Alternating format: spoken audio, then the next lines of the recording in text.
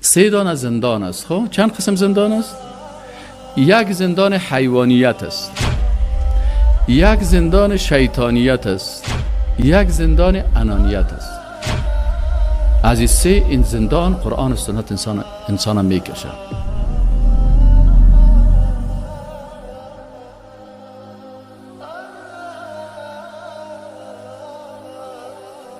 انسان حیوانیت چیست؟ چون در وجود انسان بعض خواصی است که خواص حیوانی است. مثل حیوان ما شریک هستیم، مثل خوردن، نوشیدن، جنس، غرایز اینیا. انسان این چیزا را داره.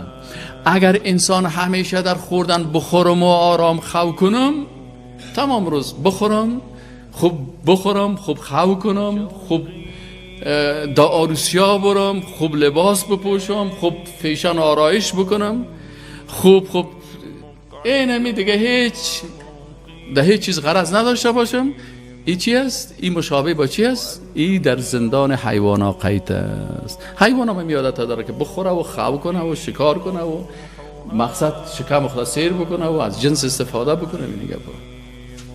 پس انسان مسلمان باید از خویای حیوانی خود خلاص بکنه. میخوره اما هدفش خوردن نیست و برای خوردن زندگی نمیکنه. می نوشه لکن هدفش تنها نوشیدن نیست. ازدواج میکنه اما هدفش جنس و غریزه پرستی نیست.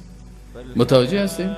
پس از این زندان خودم میکشه. دومی زندان شیطانیت است. شیطان چی میخواه؟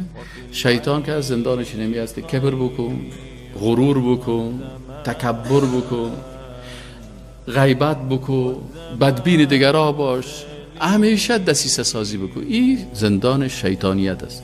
انسان مسلمان باید خدا با قرآن و سنت از این زندان هم چی کنه؟ بکشه. بعضی کسا در این زندان گرفتار است. و سومش زندان انانیت است، خودخواهی.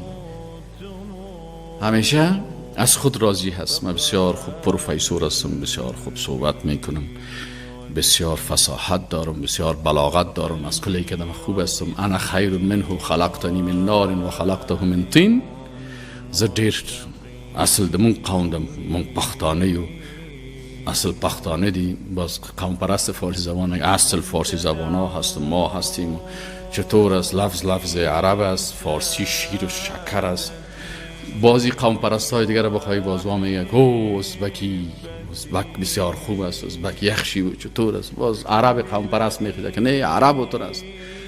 این حال چی هست؟ الله متعال میگه که ان اکرمکم عند الله اتقاکم. از این زندان انانیت و خودخواهی خدا چی کنه؟ بکشه.